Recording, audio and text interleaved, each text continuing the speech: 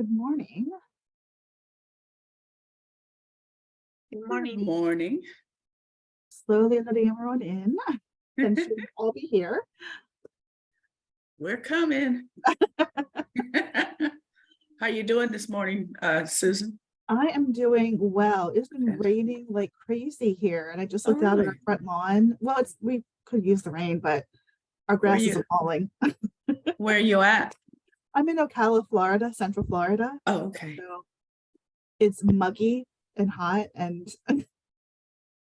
Hi, Mhm. Susan. Morning. Hi. Do you mind Hi. if you allow me to share my screen and I'll Yeah, share let a me make you PowerPoint the slide while we're co-host. waiting? There we go. I did. Okay, perfect. Thanks. Perfect. There we go.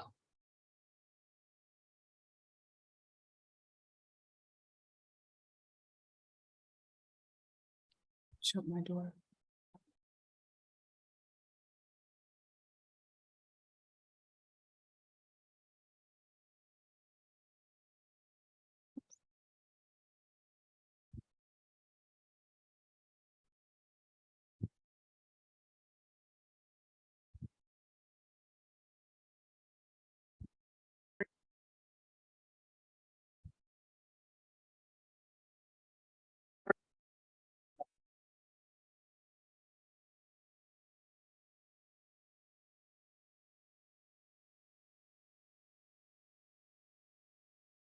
Thank you, everyone, for joining us this morning. We'll just give it another minute to let folks log in here.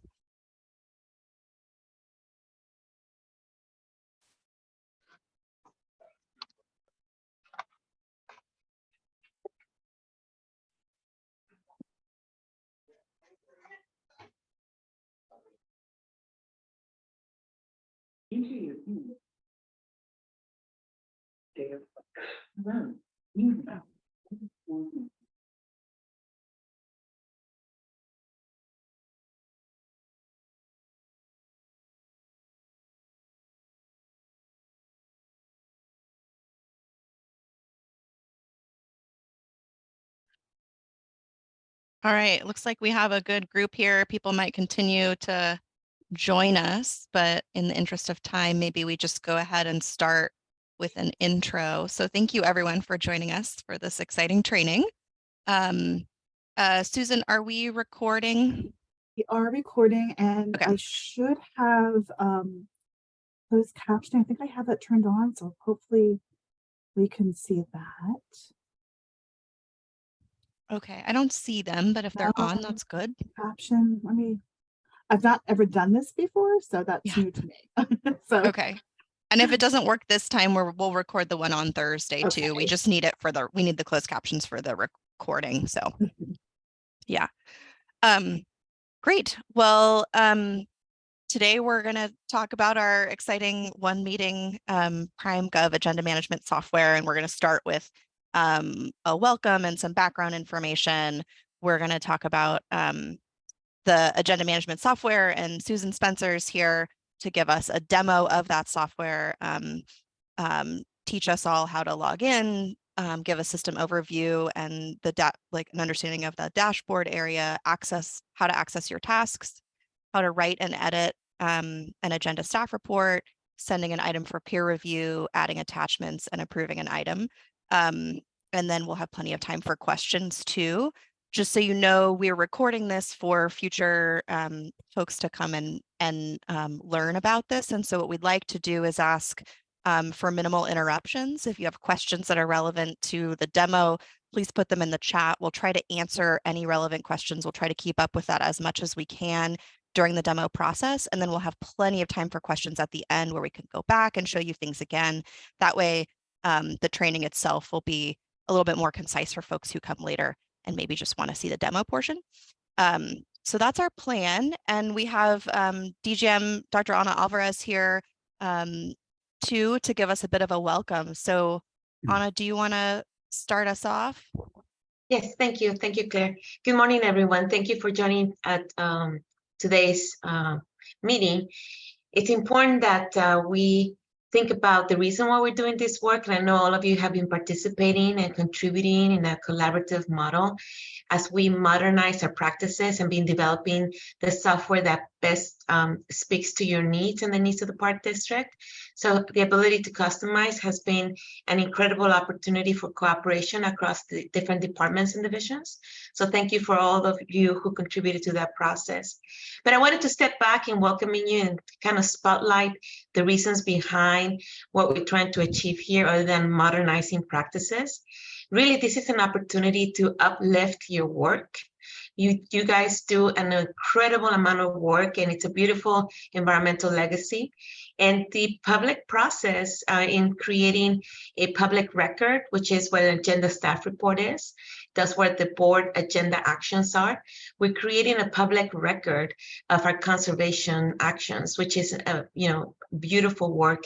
So doing it together with consistencies and in format and how we speak of very critical issues as we advance the work is part of all of this. So thank you for that. We also want to keep in mind that our goal is not only to lift the work that you're doing, but also to synthesize the work that's being done, not only by your contribution as the authors or the leaders in your respective divisions, the AGMs and the chiefs who are providing guidance and bringing the work along of their staff, but also how it intersects and connects with the role of the elected officials, with the role of the general manager and the role of general counsel and the deputy general manager. So we all contribute to the formulation of this body of work so that the elected officials can actually take action and be able to practice the reason why they were elected by 3 million people.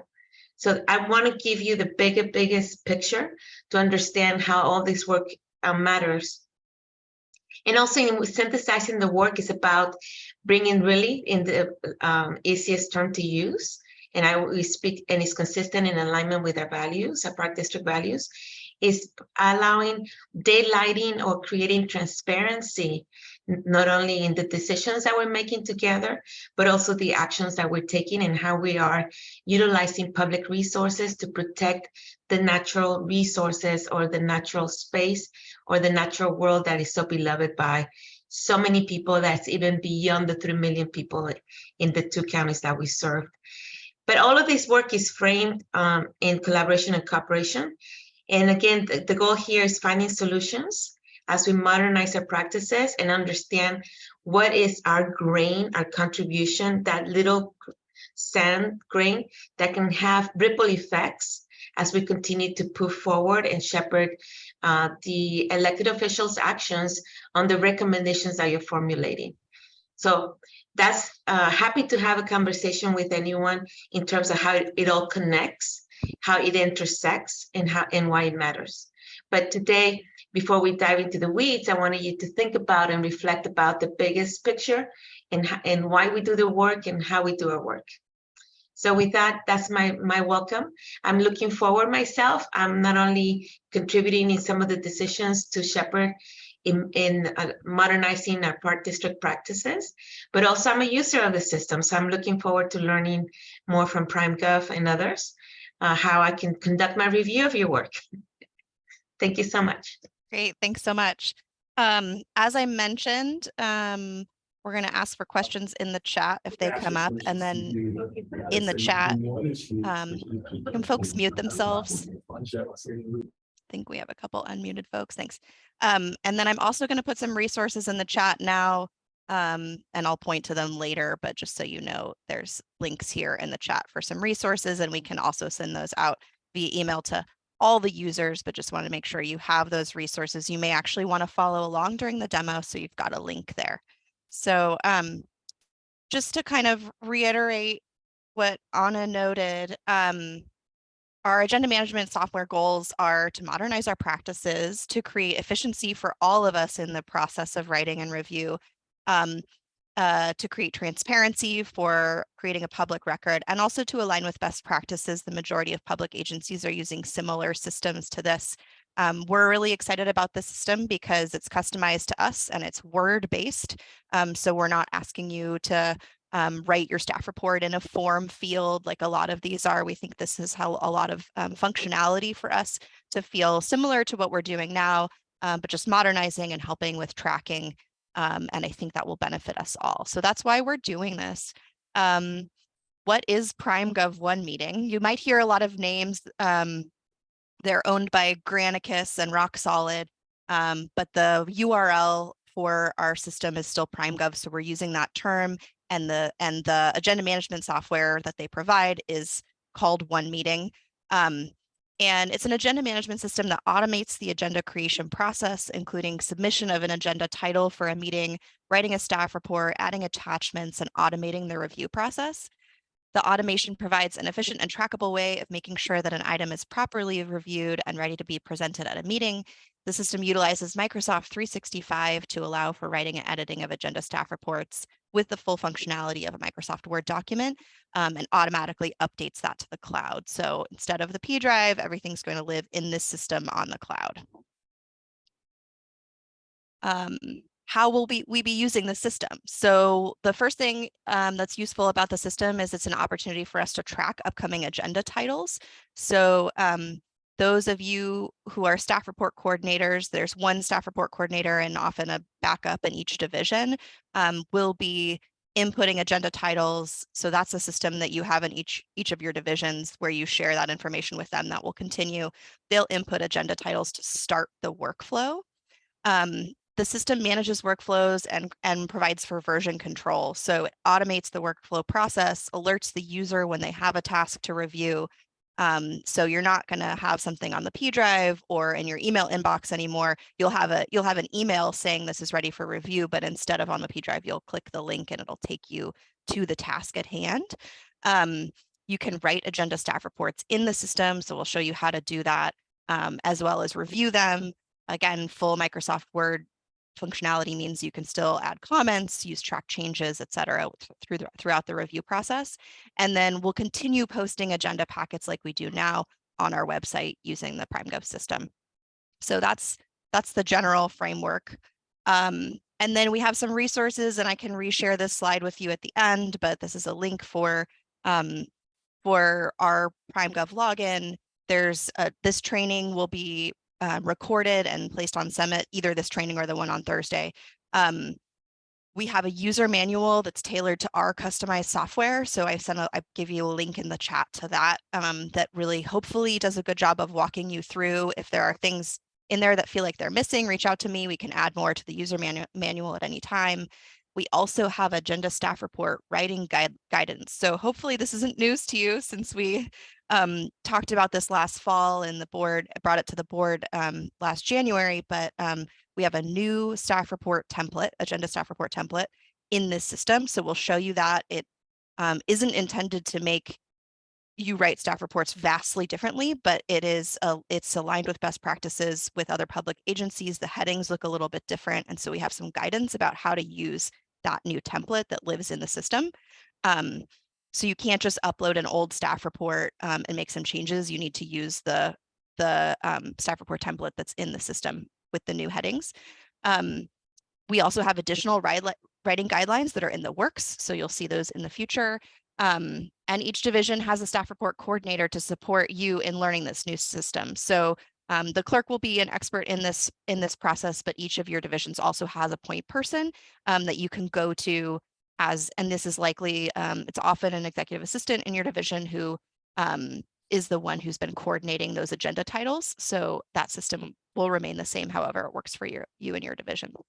So I think that that's the end of my spiel. I don't know if people have any questions, you can put them in the chat. And if not, we can sort of just launch into the demo. Stop sharing now. Okay. Thank you, Claire. Appreciate that. Yeah. So Susan, do you want to introduce yourself and start our demo? So Thanks so much. My name is Susan Spencer. I am a software trainer from 1 Meeting, and I'm just here to kind of guide you through logging into the system, going through the dashboard, learning how to update the staff reports and answer any other questions that you may have. Okay. And if you do have questions, Claire said you would be she's monitoring the chat. So anything that comes up, she will be looking at that. Okay. I'm going to start off by sharing. Okay. And I just want to make sure, can everybody see my screen? It should say sign. Yes. Okay, perfect. I- So Can I Mhm. just make sure, get a sense from folks? I can see it fine. Sometimes people need it a little bigger. the, We're good. We're do you need good. me to get Good. bigger? Okay. We're good? Sounds Yeah. good. Looks Okay, good. 'cause I have bifocals. I totally understand the need to make things bigger. So this is your sign-in sheet or sign-in screen. At the top of the screen, you'll see that your URL is ebparks.primegov.com. When you enter that in, you'll get this login screen. Now, there are several different ways to log in. However, you will be using the sign-in with Microsoft. So what you want to do is click on sign in with Microsoft. And I don't know if everybody's on right now. If you want to take a moment, type in that ebparks.primegov.com. I can also put that in the chat. And Yeah, we let's can- take a moment and let Yeah. folks try to log in, make sure it Yeah. works. yeah, There, make sure it's it's possible. We try to get everybody in the system. It's possible especially if you're a newer user, that you may not be in the system. So if you're not able to log in with Microsoft, shoot me an email and we'll make sure that you are added to the system. We'll give you a few minutes. Is there a limitation or like concurrent users at one time, like a limited license? No, Okay, thanks. nope, you should be safe. Perfect.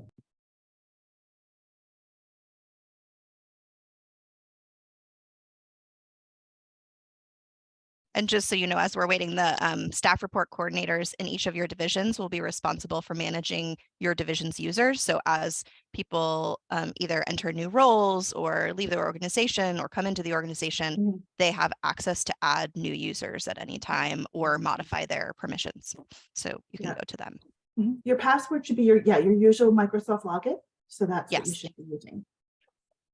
Thank you, Anita. I didn't think to mention that.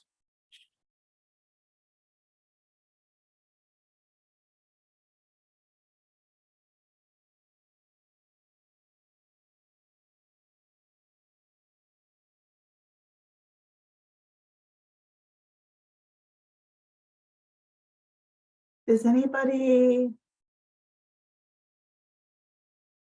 Okay, so Catherine, you're having issues getting in.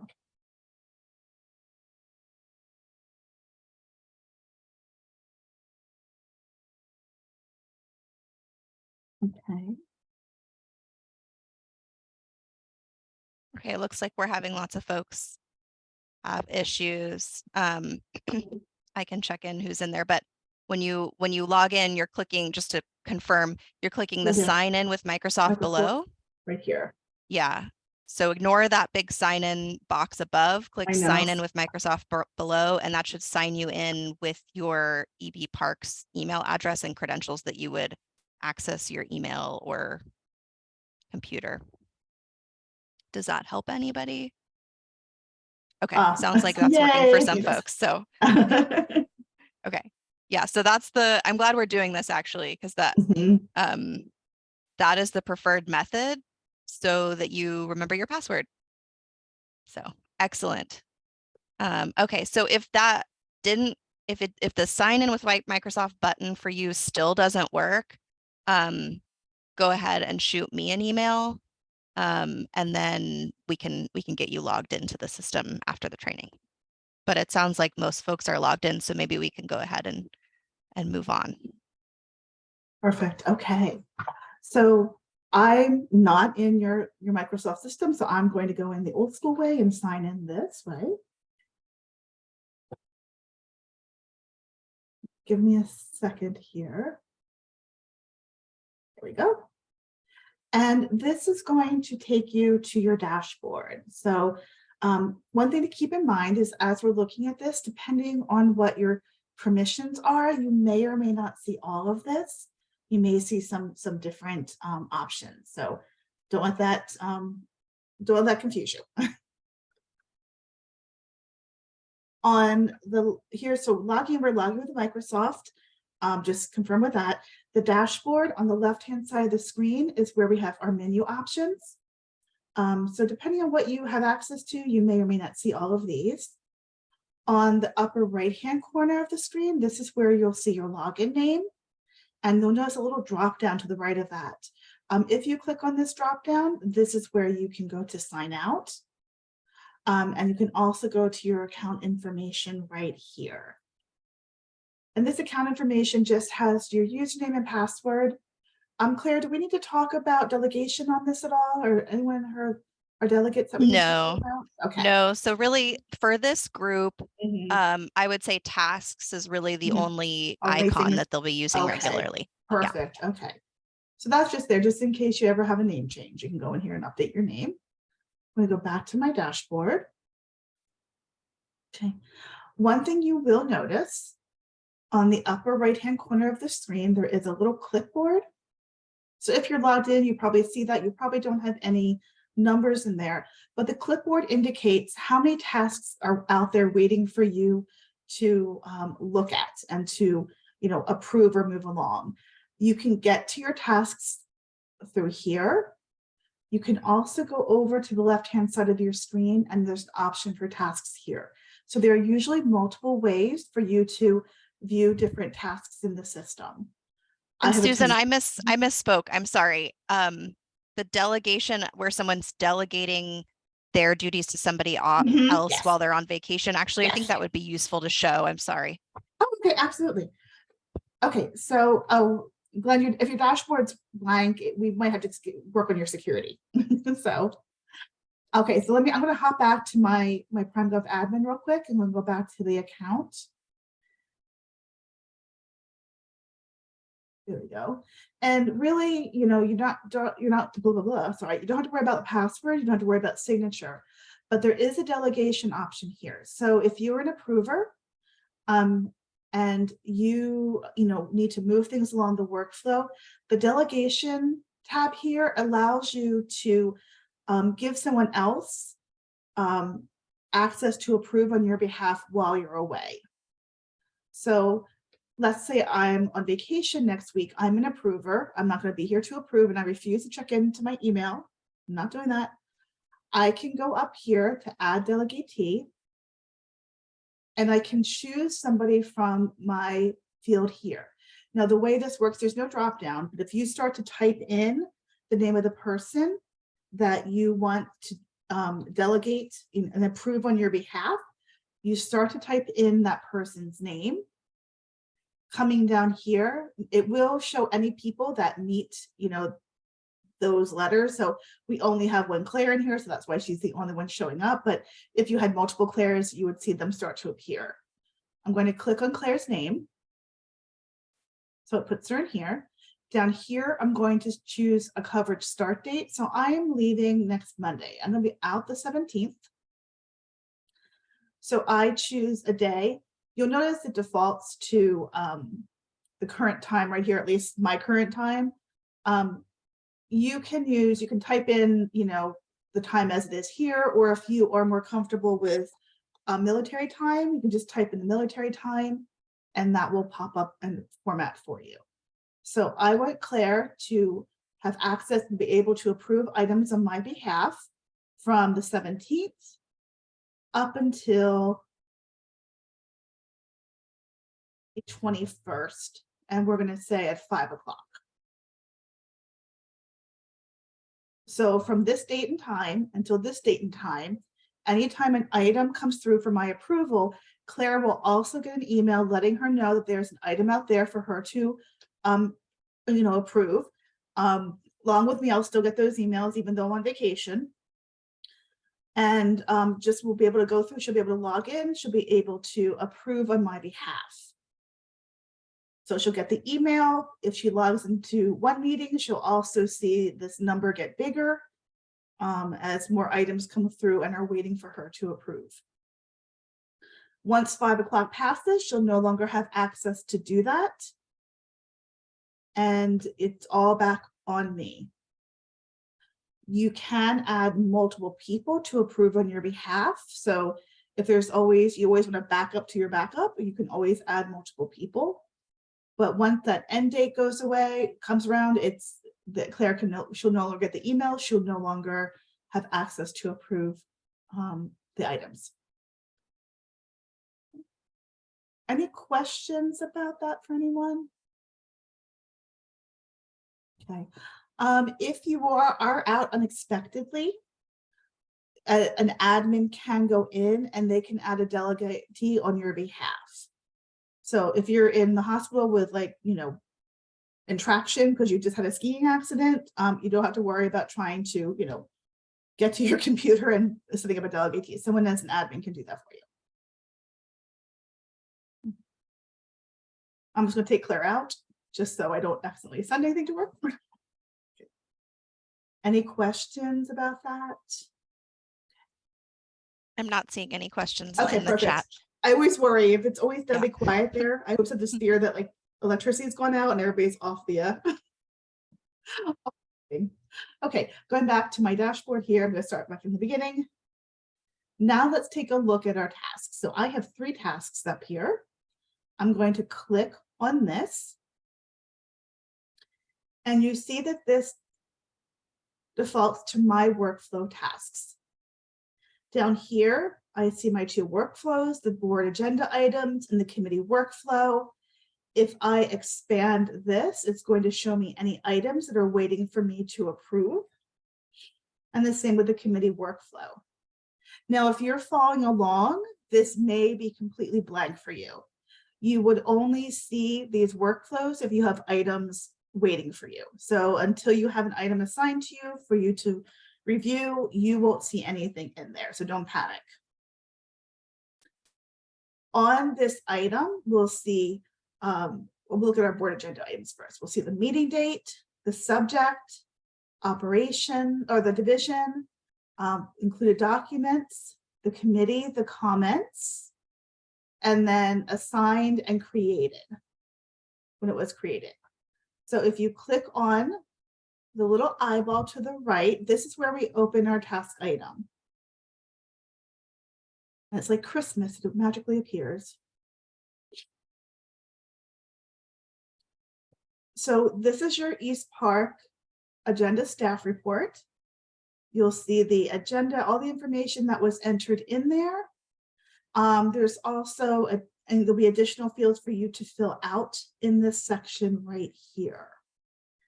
So you can go in here and you can make edits to the staff report.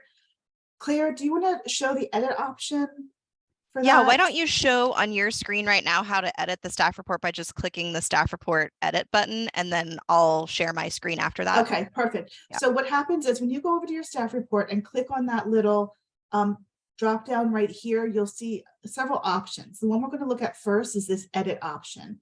If you click on this edit option, this is going to open this up in Office and you'll be able to edit it directly on your screen. I don't have access to that. So Claire, I'm going to click on this and then turn this over to Claire so she can kind of show you what that would look like in real time. Is that okay? Yeah. Okay, let me stop sharing and I'll let you do that. So that's how you edit. And then once you open it, all right, can you see this browser? So once you open it, it opens, you have PrimeGov here to the left, and then it opens automatically in your browser. And it's a Microsoft 365 Word document. I highly recommend not using the cloud browser version of this for a couple of reasons. I think one, just level of comfort, but also some of the formatting doesn't populate correctly in this version. It will be fine when the document is completed, but the formatting looks better if you open it in your desktop app. So for those of you who have familiarity with SharePoint, OneDrive, this will be really familiar. If you don't, we can also look to IS if there's training for this, but it should be pretty simple. It opens in this document. You go up here to editing, and the bottom here says open in desktop app. And what that does is it actually opens your Microsoft Word desktop app, and then you can use it with Microsoft Word, but it will be connected to the cloud and automatically update to the system. We don't want you to download this. We can show you that button that you shouldn't use in the view that Susan shared before. We don't want you to download it to your computer or save it to the P drive, because then it's not going to automatically update, and then we lose the purpose of the system for version control. But if you open in your desktop app, it will be continually sharing to the cloud. So I'm going to stop sharing and then share what the desktop app actually looks like.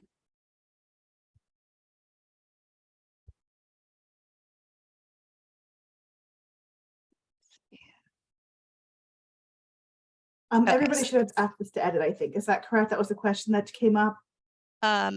Access to edit the Edit, yeah. document. Mhm. If they're in the workflow, if they're assigned an item, yes, any Yeah, user in okay. the system has the ability to edit, to write or edit a staff report. It's related to where they are in the workflow, whether they really have the permission to do that or not. Yeah. And Susan can go over what that looks like after we chat about this. So Yeah. this is what it should look like in your desktop app. It should be very familiar to see what a Microsoft Word document looks like. The template itself might not be very familiar because this is our new agenda staff report template, like I mentioned. And so we have some writing guidelines, but I'll just go through this really briefly. So we have, and Susan, feel free to chime in. Yeah. So these items here have little boxes when you click on them. They're called content controls. Yep, they're content controls. Content controls, and they are actually populated when your when your staff report coordinator in your division creates an agenda item. These items are populated onto the document automatically, and then they're updated in other places in the system. So the idea is we don't want you to change a lot of things. So we don't want you to touch the date because there's a reschedule button that Susan can show you. You can change the title. Our understanding is titles change kind of up until the end of the process.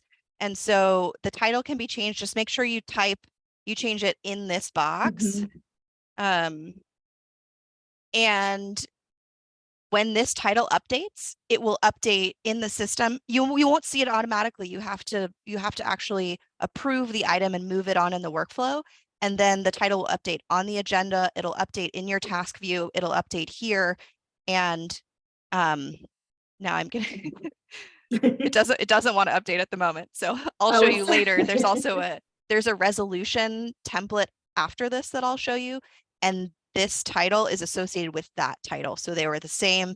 So just update it in one place. Don't update it in both places. And there we go. It's ready for me. This your division you can change if you need to, but the from, and we have guidance on this, but the from is the sort of the manager chief who's authoring the staff report, and then the executive, so the AGM or DGM, for instance. But we also, there's an option, and these two are populated from the form that the staff report coordinator puts in, but there's also an opportunity to add an extra person here. So I don't know why this is bold, sorry, but basically if you have a contributing author, you could add that here too. You just type it in. We decided that we wouldn't have that on the form because that's not as common of a thing, but feel free to add that if you've got another division that you're working with.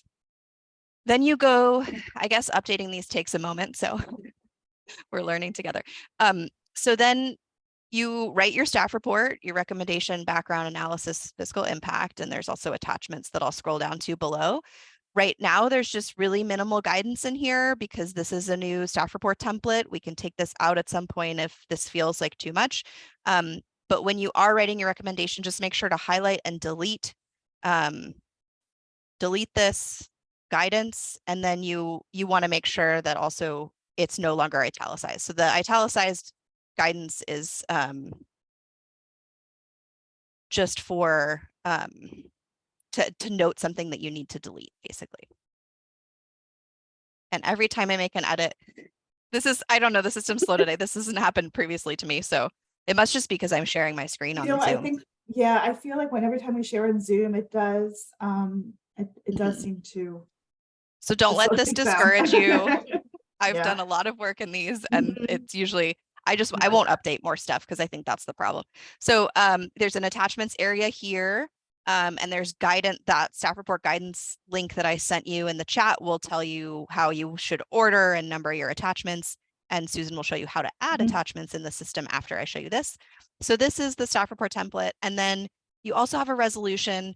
The majority of the items that are going to our board have a resolution. Some of them don't. If it's an informational item, just go ahead and delete this. We have this in the system for the majority of the items, but you can delete it. Don't touch anything in these double brackets. This actually is a resolution number that will populate later, so don't touch that, please. This is the sample agenda item title.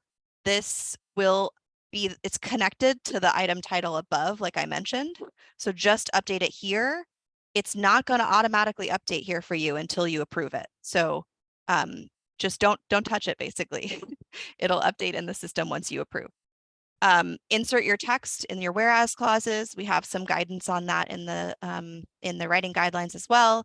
Any place that says insert text, make sure you add that. There's dates here that automatically display, so please don't touch those dates. And otherwise, you would write your staff report and resolution like you typically would. Are there questions about this? If there's questions about how to use the template itself, let's defer that to a later conversation, since that's part of the writing guidance that we're sharing. But any questions about how to use the Microsoft Word 365 document in the desktop app?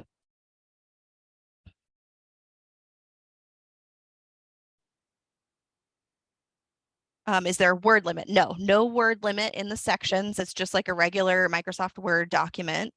Do the funding tables contain formulas? No. Again, Microsoft Word document. Are there any tricks to saving it back to the PrimeGov app? Great question. So it should automatically save, and you can see up here, you can see it says it's saved, but the way that you know that you're connected to the system is that your save button has those chasing arrows. And you can click save at any point. I'm not going to do that because I'm sharing on my screen and it might make it, I'm worried it's going to make it freeze, but you can save at any point. It should, and Susan, I don't know if you're familiar with how often it saves, but pretty frequently, it's basically always updating to the cloud. We've never had any issues with information not saving and being lost, so yeah. Other questions before we move on? Yes, you can use track changes. Great question. So just like in any, actually, I'll say that this strange document title is how PrimeGov generates it in the system. Once it's complete and put on the agenda, this will not be the document title. And even if you were to download, which we don't want you to, it would save based on the title, but just ignore the strange gobbledygook in the title. It just means it's coming from PrimeGov. So if you want to review, you can turn on track changes. You can accept your changes.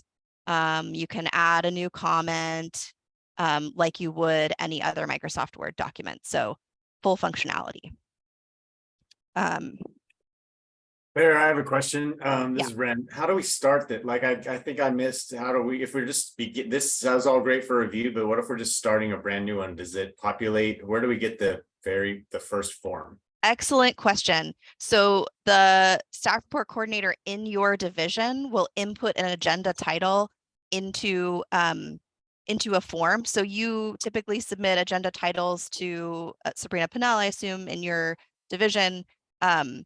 She would input it into the form, and that would generate, it would basically start a workflow. So it would go directly to you. She would say, Ren's the author, and you get an email, and you could click on the email and go directly to the document view that Susan showed, or you could go in at any time to PrimeGov and check your tasks. But the idea is that if you're coordinating with your staff report coordinator in your division to say, hey, I have an agenda item for the next board meeting, they put it in the system and start the workflow, and then you'll get alerted when it's ready for you to write. Awesome. Thank you for that follow-up question to that. So is that why sometimes like my dashboard is completely empty? Like there's nothing to it. Does that mean I can't generate or start any of those things? They have to be started by the administrator and then it'll come to me accordingly? Yes. So I guess empty is a good thing. It probably won't be empty for long. But yes, you will definitely get alerted once there's something ready for you to write or review. Great, thank you. And when does this kick off? Today, where the system is live.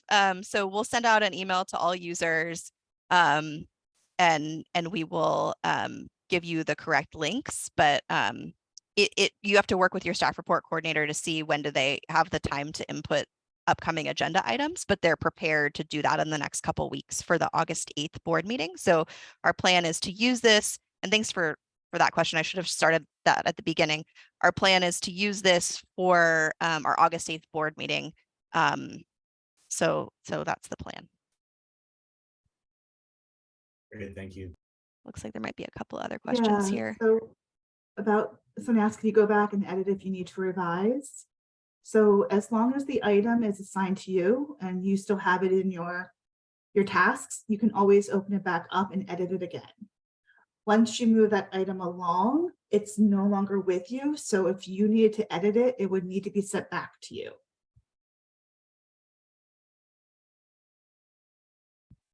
And then, so now the alerts come by email, or do you have to log in to see your task? No, you will get an email that lets you know that there is an item waiting for you to approve, and it'll have a link in that email that will take you directly to that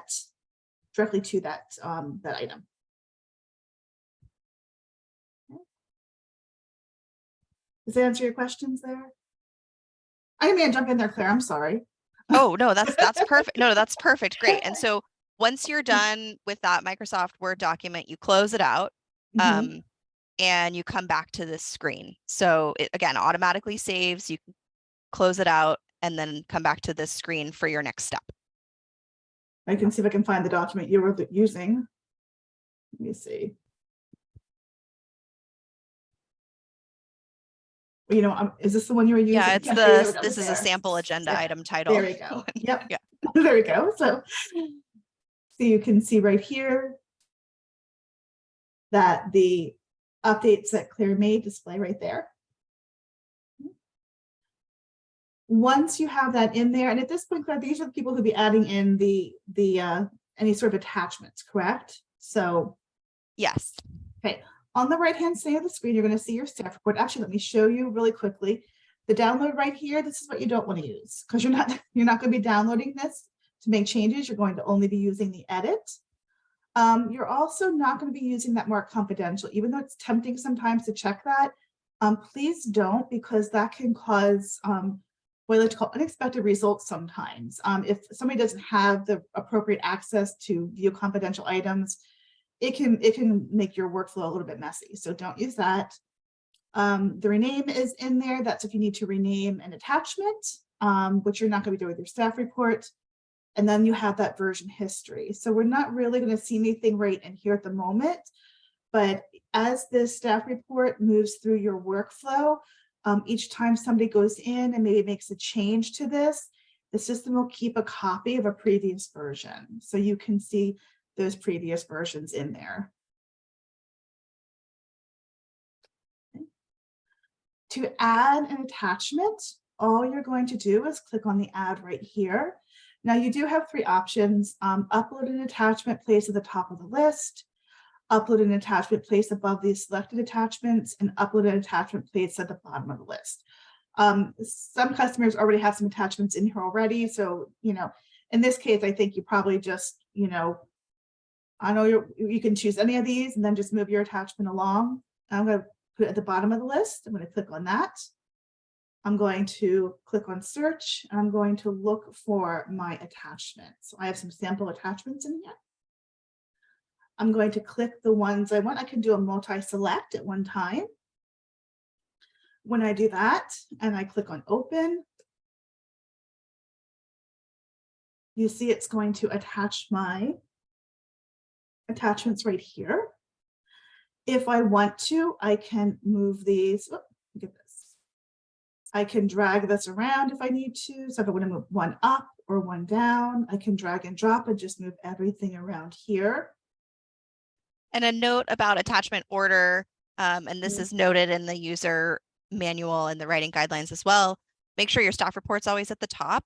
And then we do have a preferred attachment order that's in the writing guidelines, and you can always reach out to the clerk if you have questions about the order or Okay. how to name them. And yeah, so in this case, I have a sample attachment. I could go in here and rename it if I needed to something else.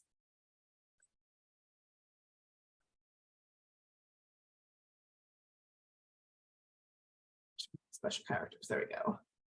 Susan, go ahead, continue. Go ahead, is there a question? There are some questions unrelated to attachments, so finish your thought on attachments. Okay, so then, put these in here and move them around. If you do need to add the attachment names into the document, again, this is where you would go in and you would edit that and edit your document and then put your attachments list in here. It doesn't read back and forth. So if you put your attachment names in here, you go back in and you update the name, you would still have to go back into attachments and, correct the name, re-update the name. Okay. Great. So we have a couple questions here. Can you copy text from prior reports that are loaded in PrimeGov? Susan, do folks have access to prior reports in PrimeGov? You can copy. So are you talking about attachment reports or are you talking about staff reports? Just staff reports. Yeah. Staff reports, you can copy staff reports over. So you have to have access to do that. So we can take an existing staff report or existing item, I should say, and we can copy that over to another meeting. Can people access a previous staff report in the system that they wrote?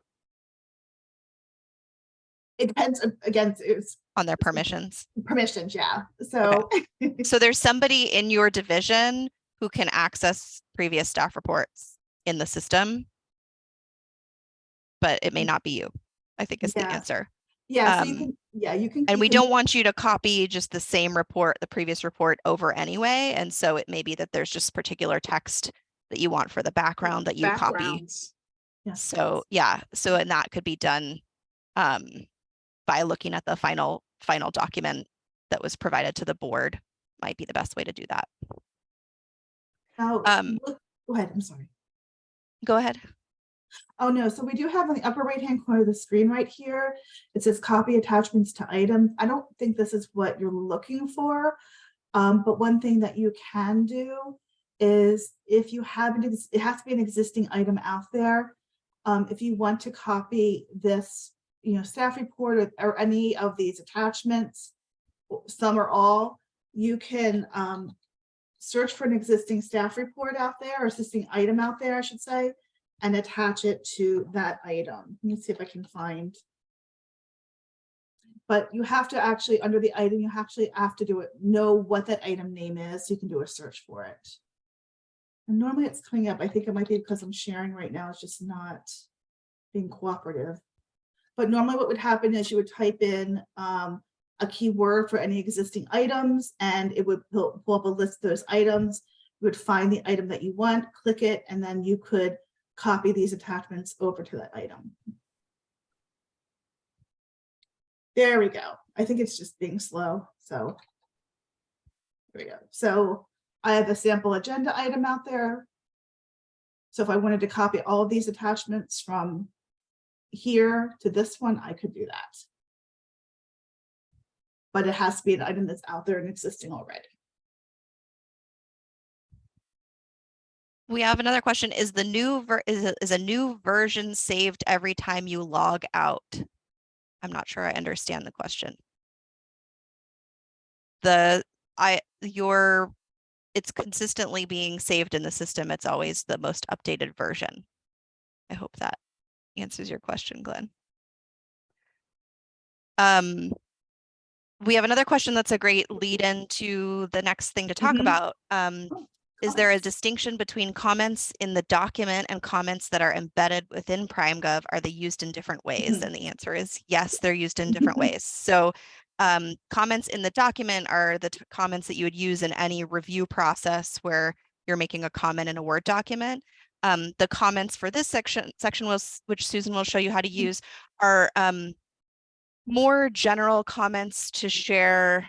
I mean, you can have private or public comments, but more general comments to share with folks in the review process. So you might say, this item should probably actually go on then be deferred to the next agenda, or, you know, something like that. That's sort of a general comment about the item.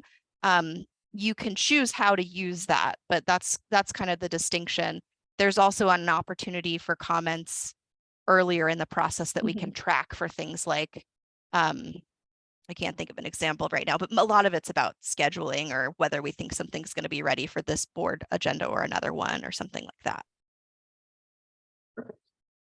So as Claire was saying, we have the comments down here. There are two comment types. One is an internal comment type and the other is a private comment type.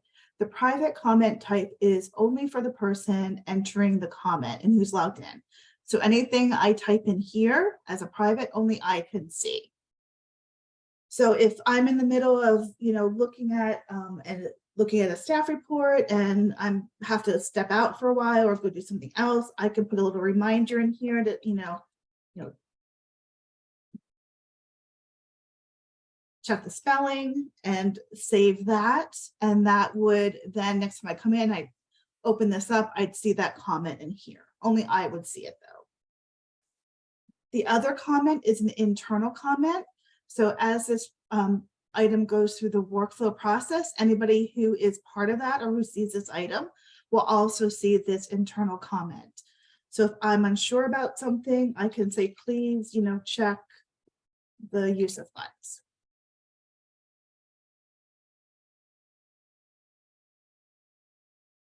Save that comment. Everybody will see this comment. It'll have the date and time I put it in. It'll also have who put that in. So we're always able to see who added that. You can go in and you can also always delete the comment, or if you need to edit it, you can always go in and edit it. And there is no limit to the amount of comments you can put in there. So many times are going to come in here. A lot of times people will use this comment, you know, to communicate, you know, to the next person in the next step who they're sending this to.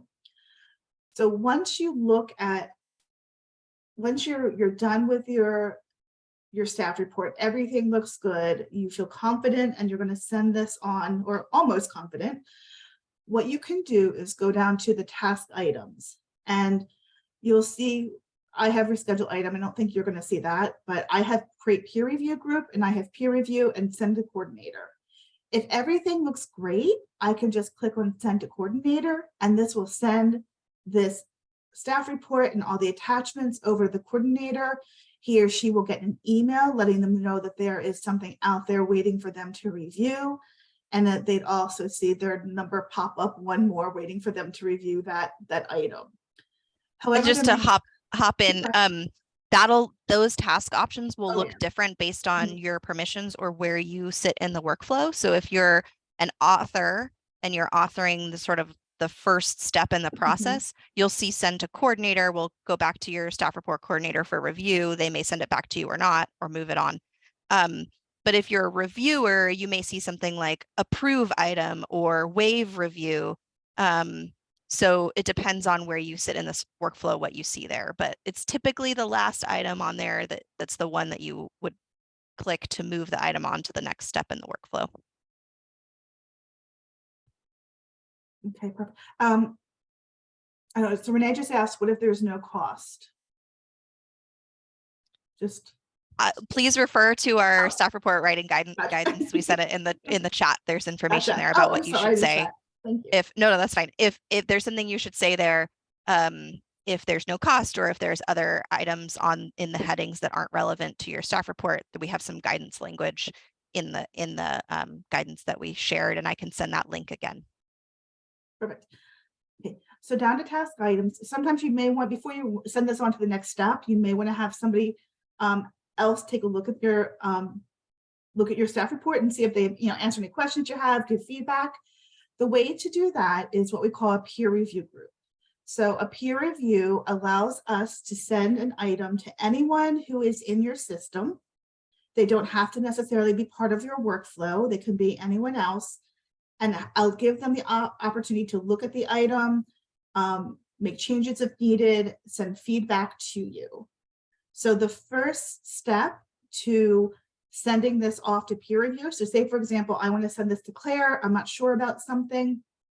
I want her to check my spelling because I'm a terrible speller. The first step would be to click on create peer review group, because the system doesn't know who I want to send this to. So I have to tell it. So you're going to see this box right here that says create peer review group. The only thing that you need to worry about is this user option here. Ignore groups, ignore permissions. You don't want to touch the permissions, and you're not going to be using groups. For the user, again, this is the same as in other parts of the system where you start to type in the user's name and it will start to narrow down who is available.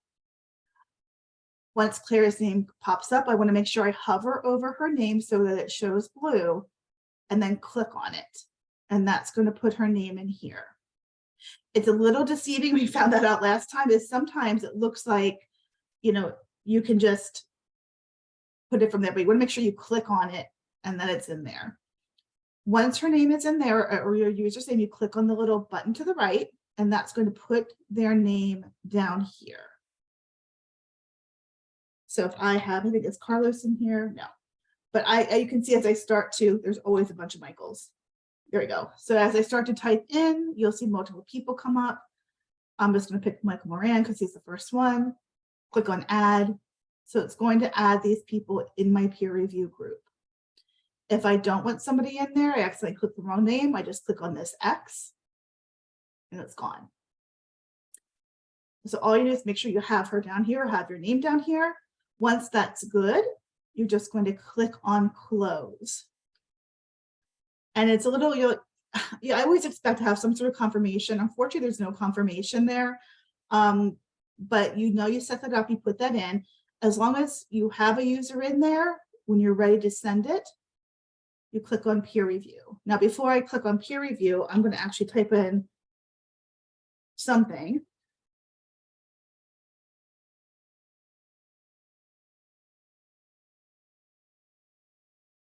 Please check my stuff. Go down to my task options. And now when I click on peer review, it's going to send this item to Claire. Oh, and here's a good example. This is what happens if you don't have someone in there. It's going to give you this message. So let me go back to my peer review. Let me go back and click on Claire. Oh, is that looking weird to you? You know, I apologize. I think there is a lull in here. This is happening to me actually earlier today with another customer. I'm not quite sure what was going on with that, but let me try this one more time. I'm going to refresh this really quickly if you don't mind. Let's see. I don't know if it's because I'm sharing or if it's just my computer being wonky. But Claire, she should be in there. Click on add. There she is. I'm going to close this out, and then I'm going to send this to peer review. There we go. Oh, okay. Oh, you know, do you have this open right now, Claire? Yeah, actually, you're right. I have the staff report open. That's the problem. Okay. So this will close the staff report. Yes. Yeah. So I'm glad we're troubleshooting real time. I know that's actually a good thing to see. So if someone else has that staff report open, you will see that message. You really don't want to send that on until they have that closed. So that's actually a good thing to double check on. Make sure it's not someone else does not have it open before you send it. Let me refresh again. I'll give this one more try. Yeah. Create peer review group. Find your person, click on their name, and then add that to your list. And you can have as many as you need. Close that up.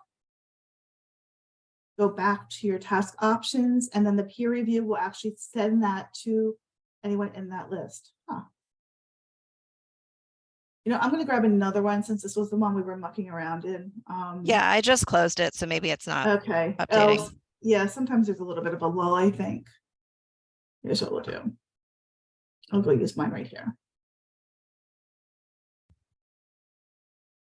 And this just so everyone knows, this is, I've found to be maybe the least intuitive part of the system because you It have to is. make sure to click the blue name and click Mhm. the green and make sure it's there and close it. And Yes. so I think it's helpful for us to have reviewed this several times Yeah.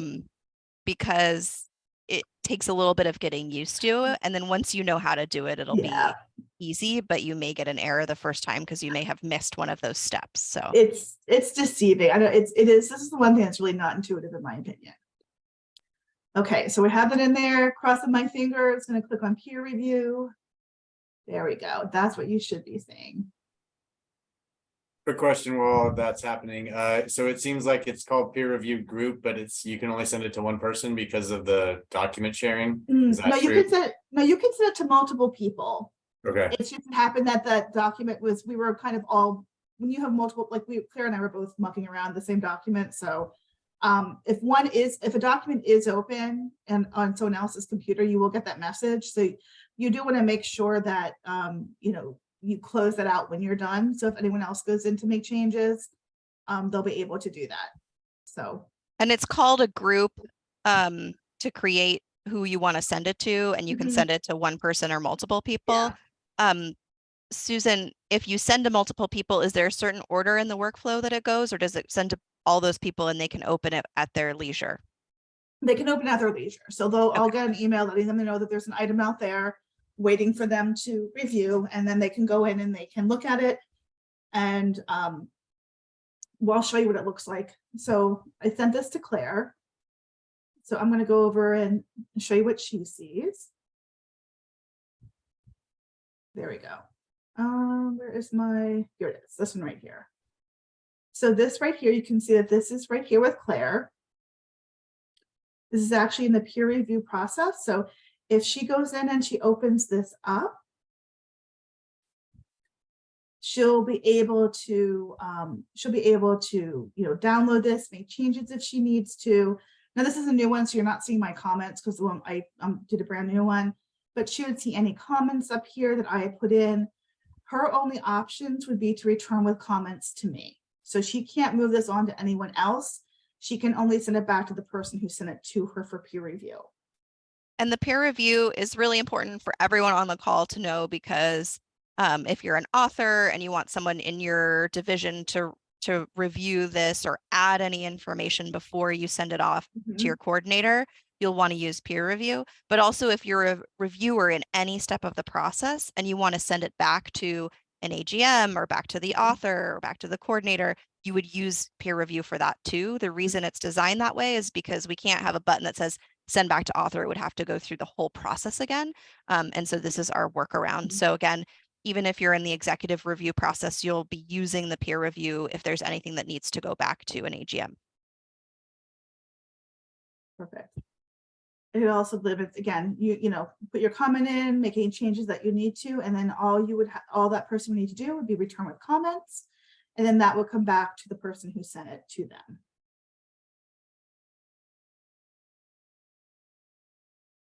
And again, peer review has access. If you're a peer reviewer, you can always add in additional attachments if you need to. If you need to edit the item, you can edit the item. So you really have the same options as anyone else does in the workflow. So now you can see that came back to me as PrimeGov admin. I have it back in my queue, and then I can go back in here. I can see, I feel like I'm talking to myself, but I can see any comments that are in there. And if everything looks good, this is when I would go down to whatever the next step would be. In my case, it is send to a coordinator. In your case, it may be something else. So you would just click on that. And then once you send that off, this is completely out of your queue. So someone had asked earlier about editing and make changes.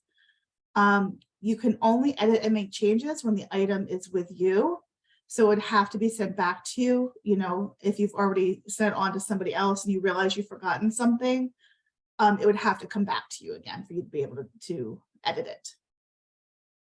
So now that item is no longer in my list. It's been moved on. It's no longer my problem. I can go get a cup of coffee and enjoy my afternoon.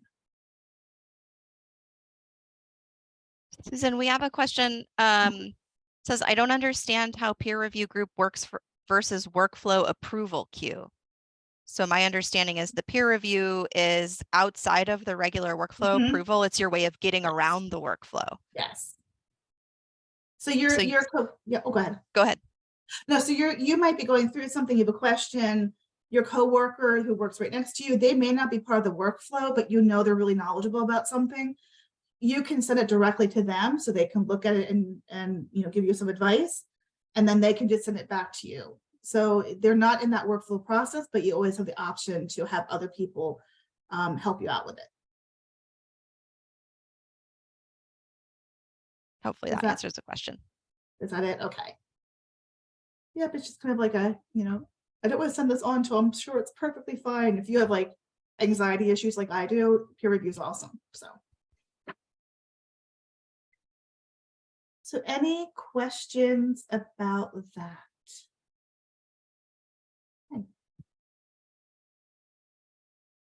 Who establishes the members of the workflow? So that is the workflow itself is already in the system. And it's based on lots of interviews and conversations about our current workflow and how we wanted to improve our workflow. So each division has a workflow where it goes directly to an author, and then it goes to the staff report coordinator in your division, and then it goes to your AGM for review. And then we have an executive, then after that, and once it's approved basically by your division, then there's the executive review process where it goes to the clerk, budget, legal, DGM, and GM for review before putting it on the final agenda. So it's similar to what we do now. It's all built into the system. So it knows which division you're in, it'll know which division you're in and therefore what workflow to put the item through, if that makes sense. Hopefully that helps. So you don't need to know the workflow in detail. The system knows it. So you can see this example right here, like Claire was saying, right now my sample agenda item, I was in the operations division and I moved this on, so it's now with Denise Valentine. So what, when she would go to open this up, her task options are slightly different than what you may see. So she can send it back to the author, she can do a peer review, she can also mark this as review complete, and then it would move on to the next step. So each person in each workflow step has different options on what to do with that item depending on their needs. But once you've moved it on, unless you need to make changes, you don't need to worry about that at all. You're hopefully good and you can move on with your life. Is there like a table or org chart where we could understand what the coordinator's role is and what the author's role is? Because I don't have that much clarity on what exactly each is responsible for. Would it, Claire, do you want me to, I don't know how.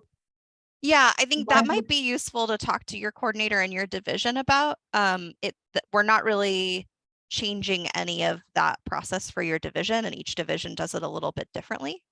But just sort of in general, a staff report coordinator, the way they function now in your division is that they would receive any agenda item titles to place on the look ahead agenda or the look ahead calendar. And that's kind of a similar process to what you'll do now. And typically the coordinator would manage the workflow in your division. And now the system is managing the workflow, but the coordinator is still very much a part of that process to ensure things have been addressed before they move on to the AGM and then executive review. I hope that's helpful, but I think it might be more useful to talk to your particular coordinator about what your role is. Okay, thanks. Yeah, I was especially wondering what the author was responsible for. Oh, yeah. So the author receives, if you're writing a staff report, you receive a email notification that it's ready to go. I guess first you coordinate with your coordinator to make sure the agenda title is in the system. Then you receive an email saying it's ready for you to write the staff report. And then whether you want to send it on to others through peer review or not, when it's ready to go, then you press approve and it goes to the coordinator and they may send it back to you if there's additional information they think is needed, or they'll send it on to your AGM for review.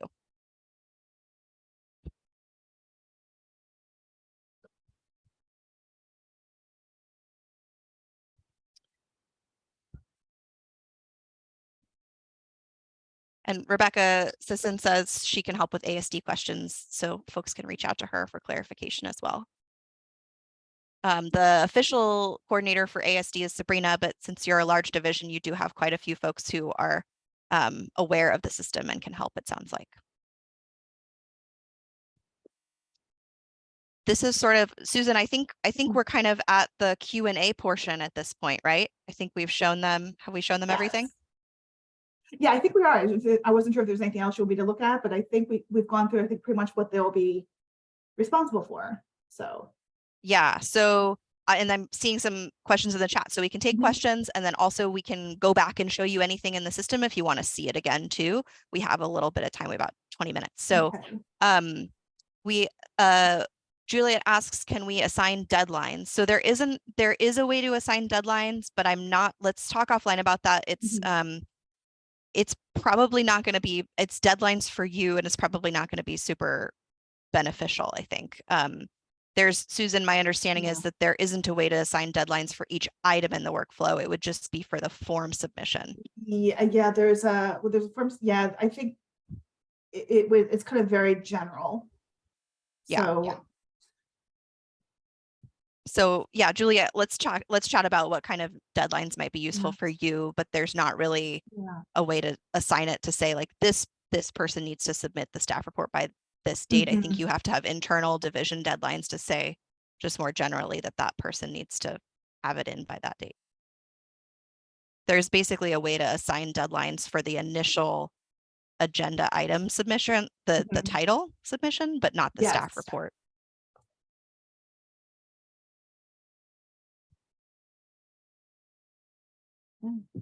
Other questions from folks? One more question for me, Claire. So we're looking at board reports. This will be the same for like exec committee and or any other cultural staff reports will be the same. That's what that first dashboard showed, were those different items. Excellent question. Yes. And Susan, do you mind going back to tasks and showing? So yes, this is for board, the board of directors, and for our public Brown Act committees. So that's really board committees and the PAC that are already using the PrimeGov system. And so if you also write agenda material for a committee, then you'd get a similar email and you'd go through a similar process. The workflow is a little bit different, but actually quite similar. It's just a little bit different because the division review process is a little bit more streamlined in that case. And Susan, if you don't mind opening that, we can show them. You'll have a very similar agenda staff report template for a committee. So the same guidelines go. We understand committees often have less robust information that's needed to be brought. And so just, you'll find a balance for that. It's just the same heading, so there's consistency. The difference is there's no resolution for a committee. So similar headings for the staff report, but no resolution. Are reminder emails automatically sent to reviewers? No, we don't have automated reminder emails, unfortunately. So is that what? My understanding is that if an item is in someone's queue, there is an automated email that's sent to them. Well, no, they get an email, but are you talking about reminder emails if they haven't done it yet? Or oh, a reminder email. I might be misunderstanding. I apologize. So maybe we'll answer the question in two parts. So the first is you get an initial email that says this is ready for review, but there's not something in the system that's going to say, hey, you haven't opened this in 5 days. Where are you? And that's kind of where the staff report coordinators and or the clerk of the board can come in, and they have access to see where everything is in the workflow. And so at any point they can nudge people along to say, this is the deadline. I see that you haven't opened it yet, that kind of thing. So So there's the reminders would come from your staff report coordinator or the clerk themselves and not from the system, but that initial initial email saying it's ready for you would come from the system itself. Perfect. Thank you.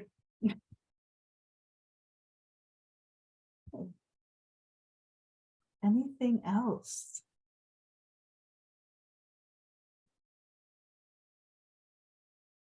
So my Questions? recommendation to folks is the user manual, I think, will be your best friend as well as your staff report coordinator. And my recommendation is most of you may not have anything in the system for you to review yet, so there's not much you can do to practice. But when it comes to you, please open that user manual because it's really step by step goes through what Susan just showed. Where do you click? When do you click? How do you get to the place that you need to be? And then there's someone in each of your divisions who can answer questions if you have any issues. PrimeGov customer support is also excellent. So if there's some glitch in the system for some reason, you can reach out to them directly, and their contact information is also in the user manual. So I think there's a variety of resources and ways that you can get to know the system as we're trying it out. And this is we're trying it out for the August 8th board meeting. And we're all kind of going to be learning together in the next few weeks. So that's the plan.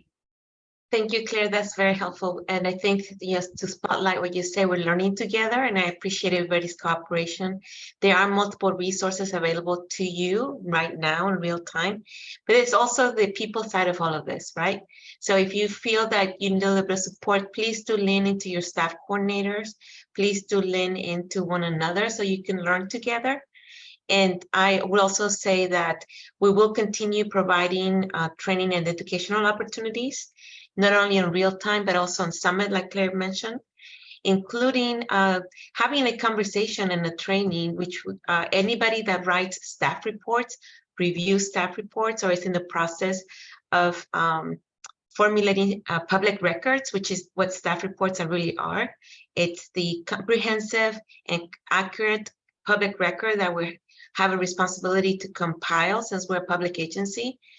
We will be having a required training so that we can have a conversation from a really big perspective to understand who has the authority to even put a staff report forward to the board of directors.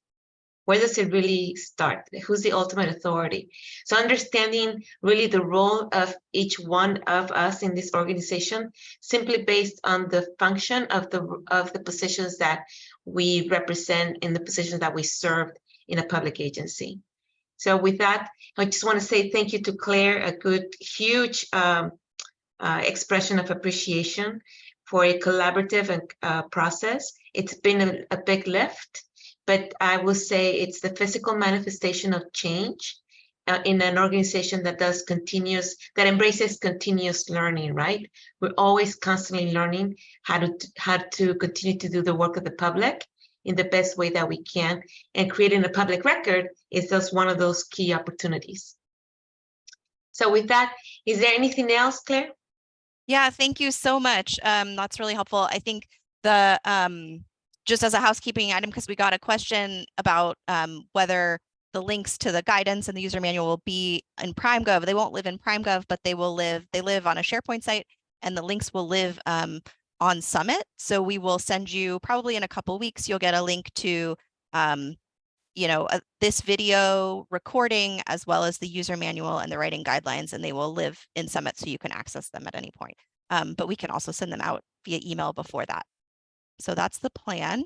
And yeah, reach out to me if you have any questions. I see some people weren't able to access it, so we'll make sure we get you access by the end of the day as well.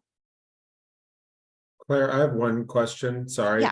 Can you just explain if like legal or the GM doesn't approve it? Like, I think there's the opportunity to send items to peer review for if there's like comments that can get addressed quickly. But what happens if the comments aren't able to be addressed within the agenda timelines? Can you just explain what the disapproval process looks like? Or I don't know what the titles are. Sure. It depends on what your natural workflow is. My thought is if it's not able to be addressed in the timeline, you just reschedule it. And so folks with clerk or admin privileges, which legal staff have can reschedule an item at any time. So yeah, my suggestion would be send something back, and if it's not approved for the agenda, it can be rescheduled easily at any time. Is that And helpful? thank you, Claire. That speaks to the mechanics, but I think so to complement that answer in terms of processes in big policy decisions. There's a lot of things that big items that require multiple reviews, and Jason's absolutely right. You do have the opportunity, and we always have the option to pull items or to defer items to another meeting. If it's not ready, we're not moving forward. And we have a planning process, agenda planning process that takes place outside this automation. So this is coming at the later phase of agenda planning processes, which include an annual look ahead, a 4-week look ahead, and a 2-week look ahead. So when we get to this point, it's because the general manager understands what already is coming and is expecting it. And we had already done all of the work with our legal division that needs to understand all the wrinkles. And we have also done all of the work within our respective divisions of all the things. So the agenda staff report and the PrimeGov automation is one of the last steps. It's not the beginning of let's do the work together. This is just when you're ready to do the last piece, which is shepherding the recommendation for the action by the elected officials. This is the last place. But at any point, if it doesn't feel right, if it's not ready, it's not fully cooked, it needs a little more time. What we're going to be doing, which will feel a little different, is that we're exercising our muscles and the right to say it's not ready. And we're pulling it, with the exception if this is related to a budget issue or a high pressing issue, or if it's a safety issue, or if the general manager releases it. So the only person that has the authority to place items on the agenda is really through the general manager. And I'm going to do one more piece, which I appreciate Yolanda saying this on behalf of the clerk of the board. If it's needs just one last tiny little piece, but it's not quite ready and it gets pulled, we're going to say thank you for being ahead of the next board agenda. Because you've done 99% of the work ahead of the next board agenda. So, and most of the time, we're not accepting late items or items that are not fully cooked for many reasons. So now you have the technology, we have the advanced planning, advanced planning for the agenda process. So the tools are here, the infrastructure is here. Now we just need to start using it and getting comfortable using it. Does that answer your question, Jason? Yeah, thanks. I guess I'm also just curious from a mechanical standpoint, like what is reschedule the way that they get rejected, or is there other, I'm trying to understand what it looks like from all the user standpoint. If an item is not ready for whatever reason, does it have to get rescheduled? Can it get pulled? And how'd that look mechanically in the system, I guess is my question. Yeah, I think if you think an item will go before the board in the future, I think reschedule is the right way to do it. I'm not sure, Susan, I think my understanding is if you just delete an item, then it's no longer in the system. So is there any way to put an item on hold without rescheduling it for a specific meeting?